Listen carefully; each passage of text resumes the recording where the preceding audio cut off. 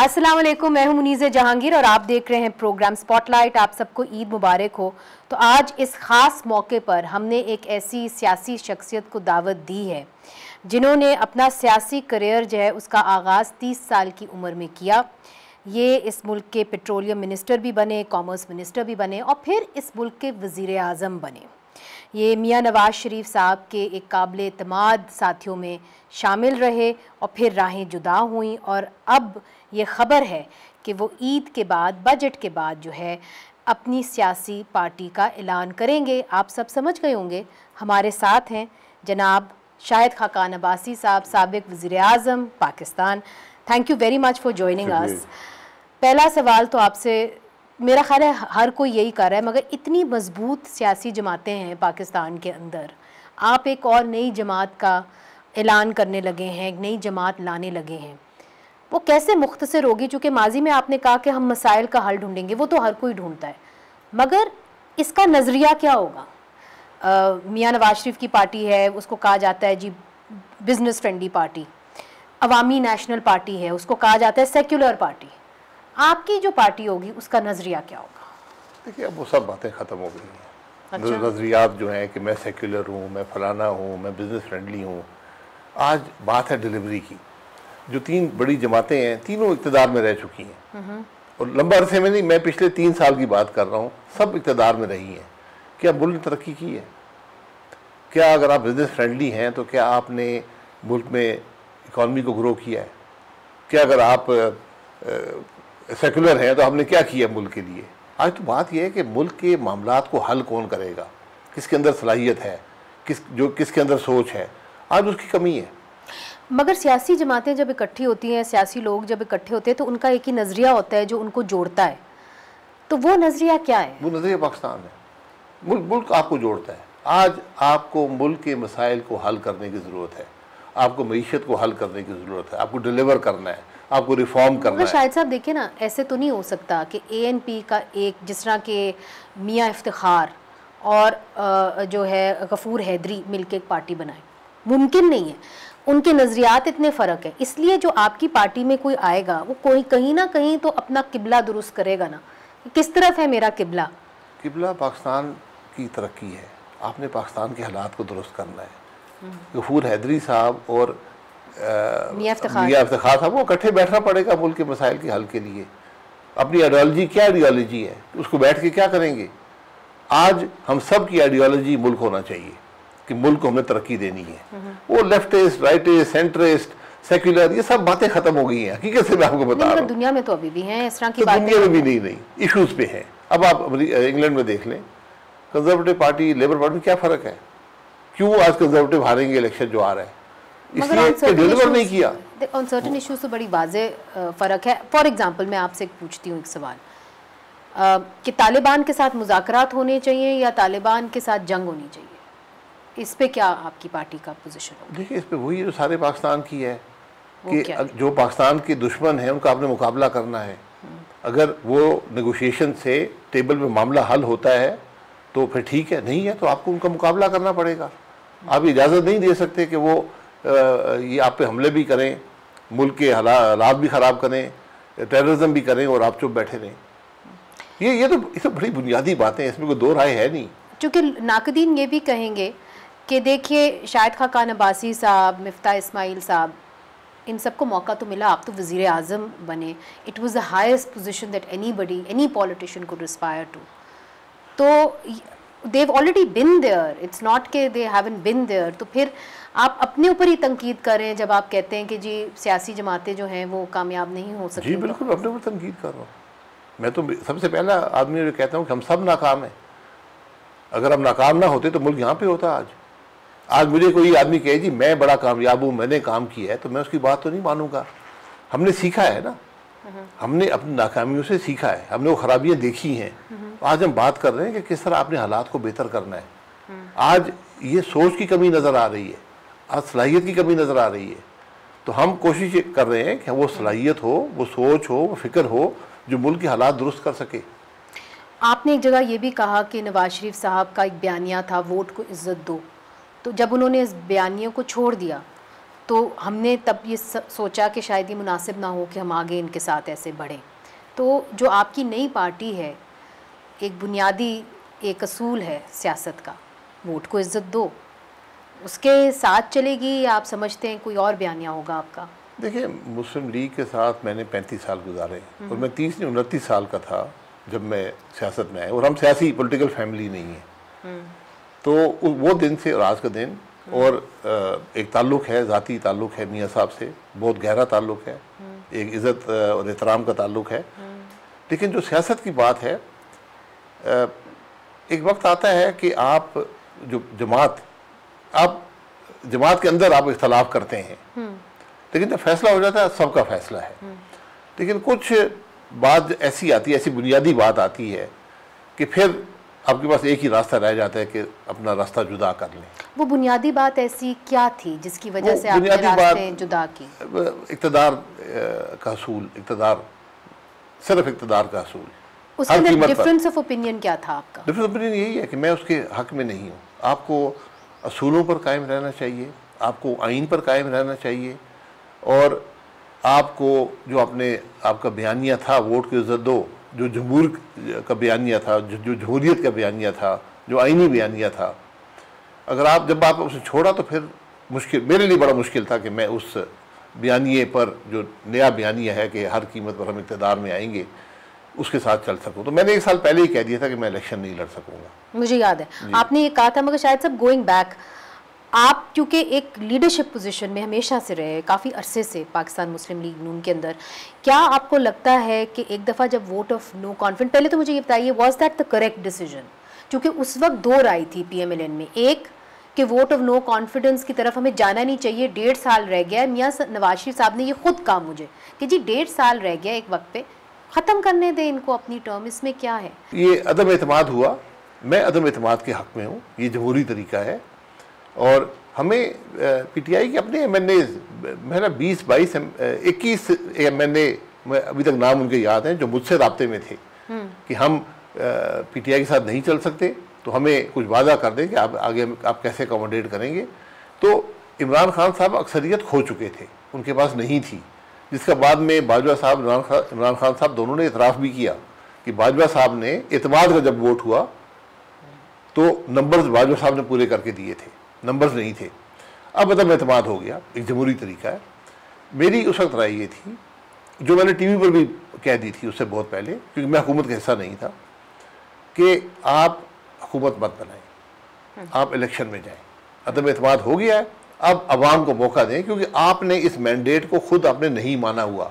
आपने कहा है कि इलेक्शन चोरी हुआ है, ये असेंबलियाँ जाली हैं, ये हमारा मौक़िफ़ था पहले दिन से। अब मियाँ नवाज शरीफ साहब का भी कहीं ना कहीं ये मौक़िफ़ था एक वक्त पे। देखिए, बात ये है, जब जमात ने फैसला कर दिया इक़्तिदार में आने के, तो हमारा फैसला बन जाता है। उस वक्त भी आपको 2 चॉइसेस थी ना, आप अगर इतना डिसएग्री कर रहे हैं कि नहीं होना चाहिए, फिर छोड़ दें जमात। तो जमात इक़्तिदार में आ गई, ये फैसला उसने कर लिया।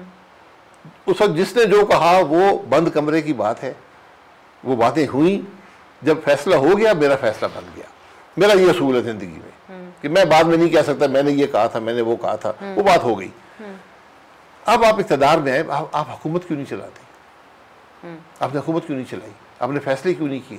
16 महीने एक बहुत लंबा अरसा होता है। आपकी पार्टी की तरफ अगर हम आएँ तो बड़ी सी क्यासा आई हैं कि कौन कौन आपकी पार्टी ज्वाइन कर रहा है। आप कुछ बताना चाहेंगे? मिफ्ता इस्माइल साहब का तो हमें पता है, मेरा ख्याल है मुस्तफ़ा खोखर साहब भी शायद आपकी पार्टी ज्वाइन करें, मगर और कोई बड़े नाम अगर आपके पास हैं, सियासी बड़े नाम, और कोई ख़वातीन क्यों नहीं है शायद साहब?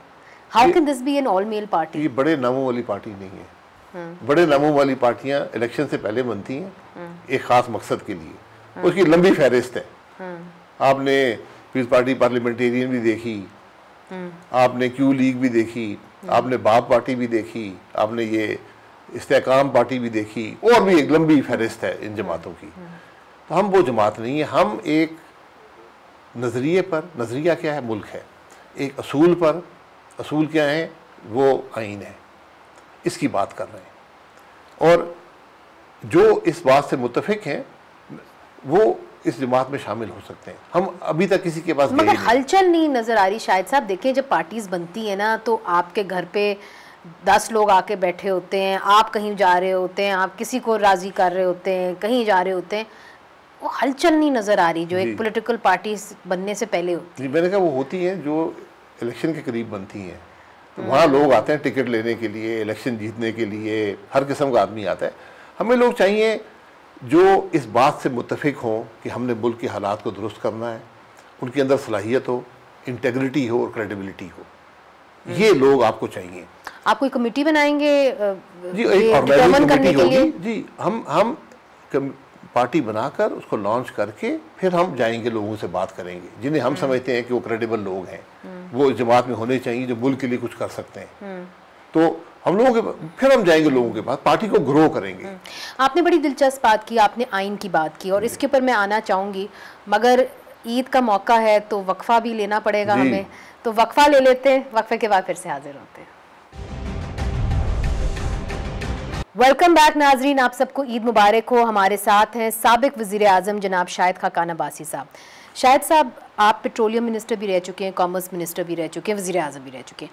अब जो बजट आपने देखा है, did we have another choice? चूँकि IMF की गाइडलाइंस को हमने फॉलो करना था, तो उन्होंने पेट्रोलियम लेवी जो है वो टैक्स लगा दिया है।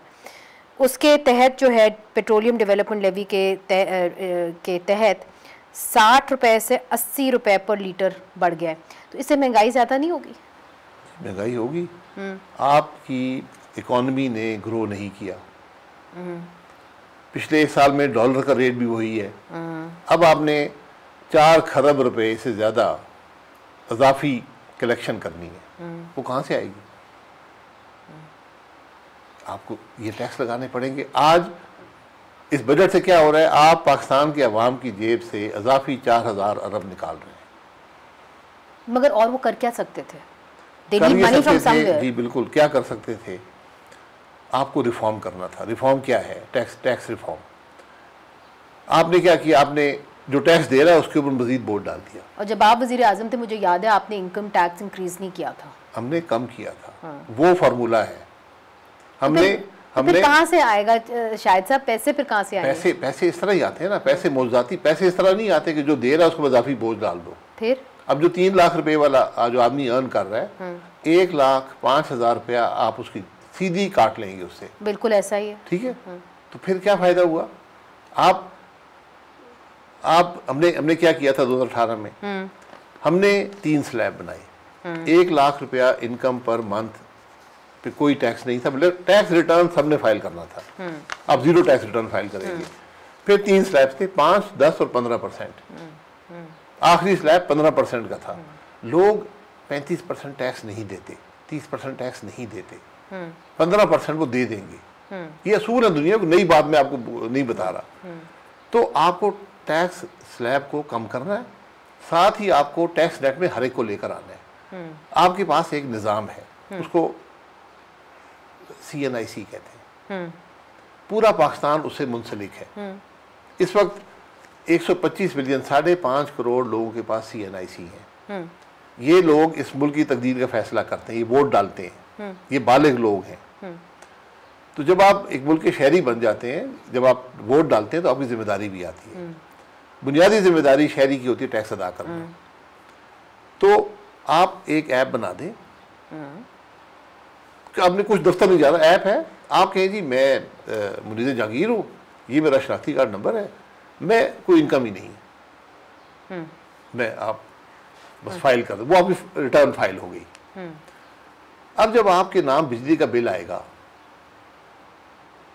या आप कोई क्रेडिट कार्ड बिल है आपका, या आपको बच्चों के स्कूल की फीस अदा करती हैं, आपका गैस का बिल आता है, आप उम्रे में जाती हैं, आप बाहर ट्रैवल करती हैं, तो फिर मैं आपसे पूछूंगा कि आपने कहा था इनकम नहीं थी, ये पैसे कहाँ से आए हैं? तो आप कहें जी मेरे जो हस्बैंड है वो दे रहे हैं, तो मैं उनके देखूंगा क्या उनकी इनकम है।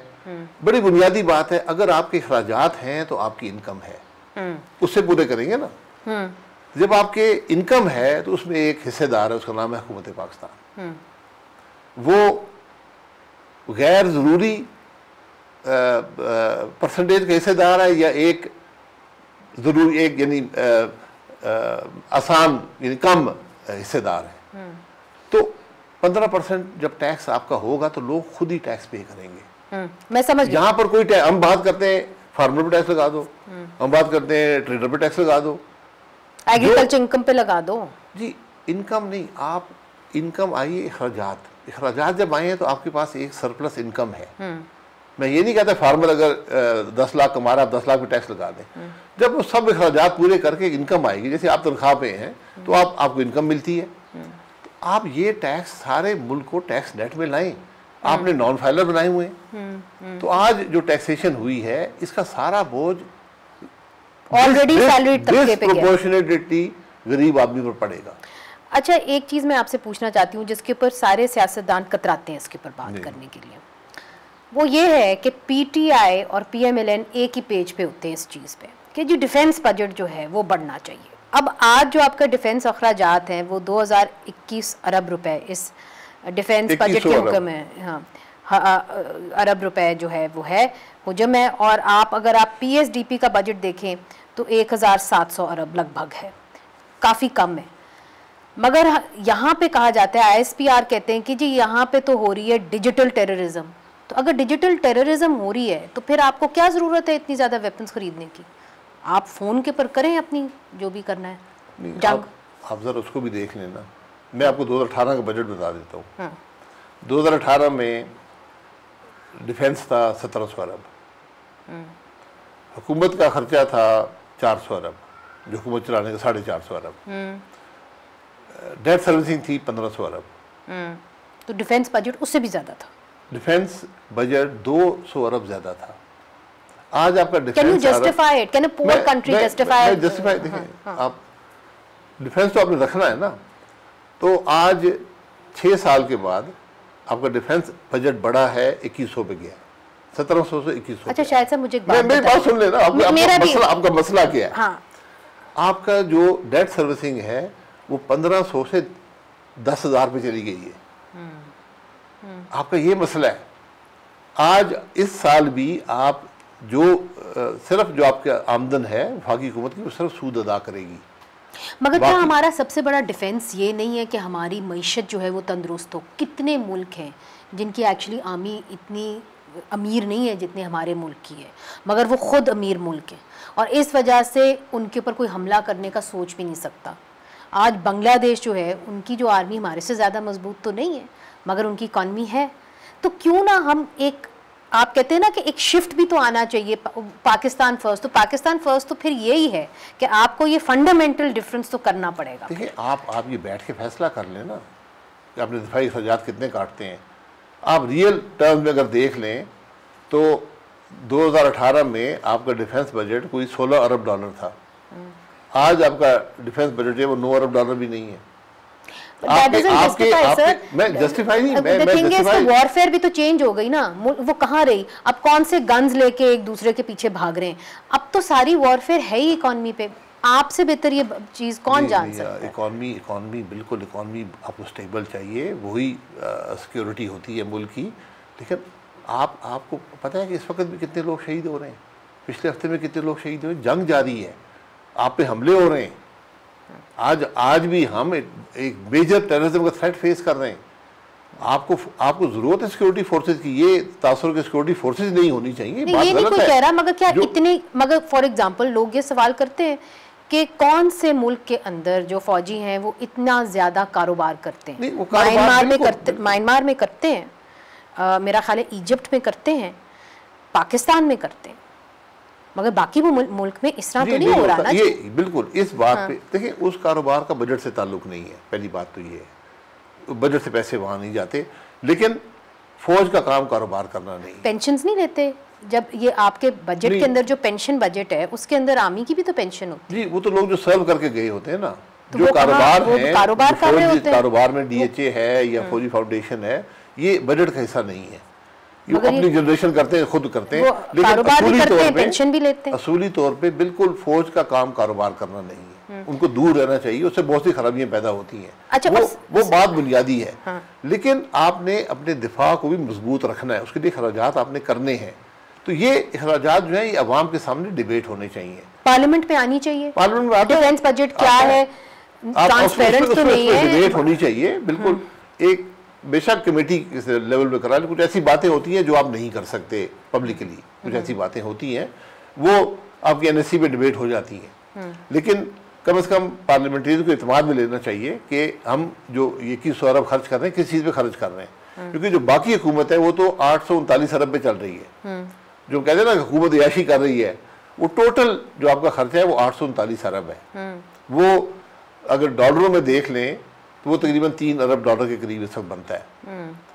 तो 3 अरब डॉलर जो है इस वक्त दुनिया में फायर ब्रिगेड जो है ना, मेरा टोक्यो सिटी और न्यूयॉर्क सिटी का फायर ब्रिगेड जो है वो 4-5 अरब डॉलर खर्च करता है। इसलिए तो लोग कहते हैं कि आप अपनी मईशत मजबूत करें, अपनी बंदूकों को तेज ना करें, मगर छोटा सा अपनी देखिए मईशत को मजबूत करेंगे तो फिर बंदूकें भी रख सकेंगे, फिर हुकूमत भी चला सकेंगे। मईशत को बढ़ाएं, आपकी ज़रूरत इस चीज़ की है, आपका हर स्टेप, आपका बजट फोकस उस पर होना चाहिए। मगर एक बड़ा सवाल जो है, और मुझे पता है कि आप ज़रूर एक्सपेक्ट कर रहे होंगे मेरे से कि वो मैंने आपसे करना है, मगर छोटा सा वक्फा शामिल करती हूँ, we'll prepare everybody for it और फिर वापस आते हैं। वेलकम बैक नाजरीन, आप सबको ईद मुबारक हो। हमारे साथ हैं साबिक वज़ीर आज़म जनाब शाहिद खाकान अब्बासी साहब। शाहिद साहब, अब पाकिस्तान के अंदर जो मेन डिबेट है वो ये है कि पाकिस्तान को चलाना किसने।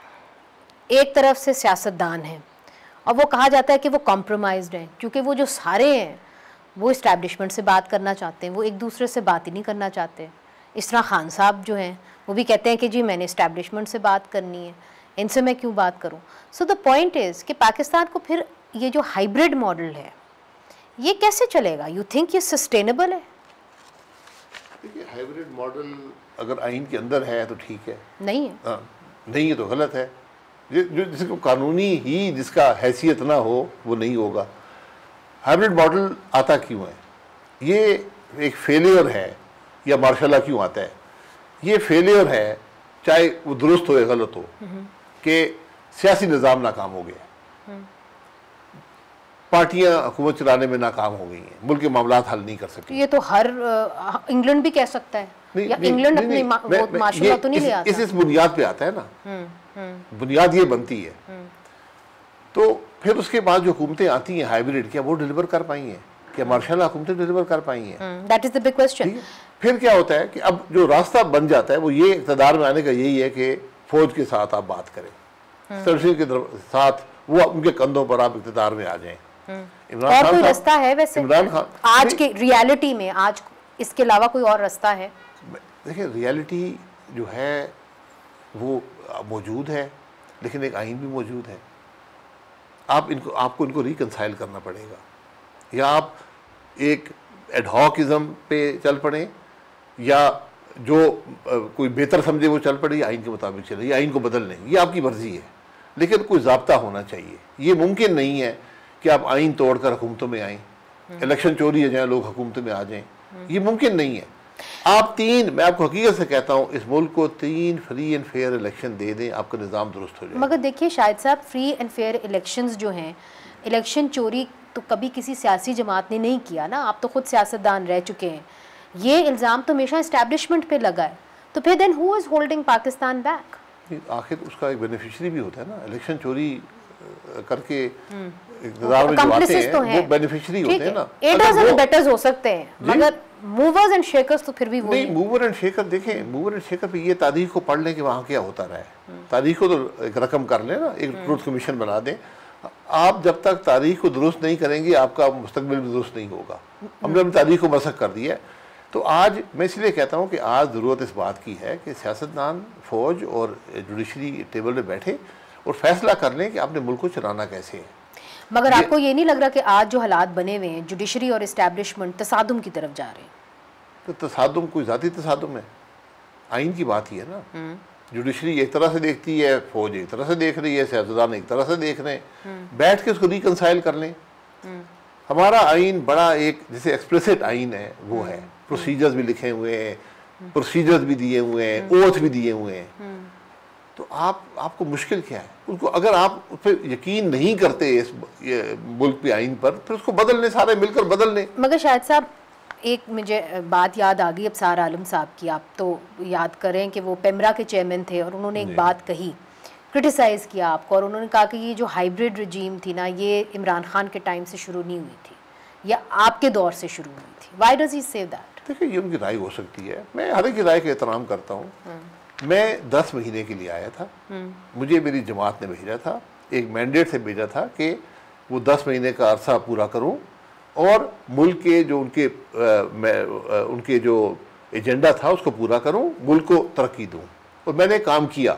एक टूटी हुई हुकूमत थी, हमें फौज ने हटाया था। जब इस्टेब्लिश हो गया ना, जज भी मिले और जनरल साहब बाजवा भी, और हटाया गया मियां नवाज शरीफ को, हुकूमत तोड़ी गई। उसके बावजूद भी हम काम करते रहे, आईनी तरमीम भी कर दी। ये हाइब्रिड हुकूमतें ये काम नहीं कर सकती। अगर हम हाइब्रिड होते ना, फिर 2018 में भी इक़्तिदार में आते। बलूचिस्तान में आपके साथ क्या हुआ था? बलूचिस्तान में भी तो आपकी हुकूमत गायब हो गई। आप गए थे वहां पे सबको मिलवाने? मैं गया था, वहां कोई भी नहीं था। क्या मतलब कोई? वहां ना चीफ मिनिस्टर था, ना वजीर थे, ना कोई एमपीए था, वहां कोई शख्स नहीं था। वो कहाँ थे? वो गायब थे सारे। जिस तरह वहां सिर्फ मैं था और एक गवर्नर साहब थे, अचकजई साहब, और एक डिप्टी स्पीकर थी। तो बस तुमने खाना खाया, वापस आ गए, हुकूमत गायब हो गई चुकी थी। तो गवर्नर साहब ने बताया कि वो चीफ मिनिस्टर तो इस्तीफा दे के और हुकूमत तोड़ के चले गए।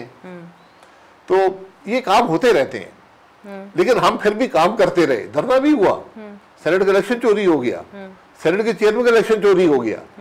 ये काम होते रहे ना, ये हाइब्रिड हुकूमतों में ये नहीं होते। तो उसके बावजूद हम काम करते रहे। इन सब चीजों के बावजूद हमने आईनी तरमीम की, अक्सरियत ना होने के बावजूद। आईनी तरमीम 2/3 चाहिए होती, सारी जमातें आई। तो अगर आप काम करना चाहें तो काम हो सकता है। शाहिद साहब, आप तो ये कह रहे हैं कि काम करना चाहें तो हो सकता है, मगर बहुत सारे लोग ये कहते हैं कि इस हद तक सियासतदान इस्टेब्लिशमेंट को लेके आ गए हैं हुक्मरानी करने में कि अब उनको पीछे धकेलना बड़ा मुश्किल होगा। तो क्या हल है? क्या हल? सलाहियत है। अगर आप में सलाहियत नहीं होगी तो आपको स्पेस देनी पड़ेगी। अगर आप में सलाहियत होगी, आप काम कर सकते हैं। शाहिद साहब, इस तरह तो किसी भी मुल्क में सियासतदान जो हैं वो ना बचे। हर मुल्क में माशाल्लाह लगा हो, आजकल तो हर मुल्क में जुलूस निकल रहे हैं सियासतदानों के खिलाफ। उन ममालिक पाकिस्तान एक वाहिद तो नहीं रह गया। उन ममालिक में एक लंबा अरसा मार्शल का नहीं है। ये वाहिद मुल्क है जहाँ 3 तो डायरेक्ट मार्शल लग चुके हैं, लंबे लंबे अरसे के। और गैर आइनी अगर आप हुकूमतें देखें तो वो हमारा 80% वक्त तो गैर आइनी हुकूमतों में गुजर गया है। तो उनसे मत कंपेयर किया करें। आप आइन की परवाह नहीं करते। एक लिखा हुआ आइन है, ना जज परवाह करते हैं, ना सर्विस करती है, ना सियासतदान करते हैं। अब जो अचकजई साहब की काविश है कि तमाम सियासी जमातों को ऑन बोर्ड लेके आना चाहिए और फिर मुज़ाकरात शुरू होने चाहिए इस्टेब्लिशमेंट के बगैर, आप उसकी तायीद करते? मैं हर मुज़ाकरात की तायीद करता हूँ, लेकिन अचकजई साहब मेरे बड़े भाई हैं। जो स्टेक होल्डर्स हैं, जो अरबाब इख्तियार और अरबाब इक़्तिदार हैं, वो सारे बैठाने पड़ेंगे। सियासतदान तो फरीक है आपस में, इलेक्शन लड़ते हैं, मदद इस्टेब्लिशमेंट भी आ जाती है, जुडिशरी भी उसमें मदद के लिए आ जाती है या मुखालफत में आ जाती है। तो आप कह रहे हैं जुडिशरी भी बैठे और इस्टेब्लिशमेंट भी बैठे? सारे बैठे। तो जो उन्होंने ओथ लिया हुआ है, जो उन्होंने ओथ लिया हुआ है कि हम सियासत के अंदर मुदाखलत नहीं करेंगे, वो कैसे आके बैठेंगे? सियासत मुदाखलत तो नहीं कर रहे। तो फिर कहीं आइन में लिखा है कि ये इकट्ठे नहीं बैठ सकते टेबल पर मुल्क के मसाइल हल करने के लिए? आज उनकी जिम्मेदारी है। मैं ये नहीं कह रहा कि इलेक्शन फौज में इलेक्शन में हिस्सा ले या जज इलेक्शन की में मदद करें। मैं ये कह रहा हूँ कि आप बैठकर रास्ते का तयन कर लें कि मुल्क की मुश्किलात क्या है, मुल्क चल क्यों नहीं रहा।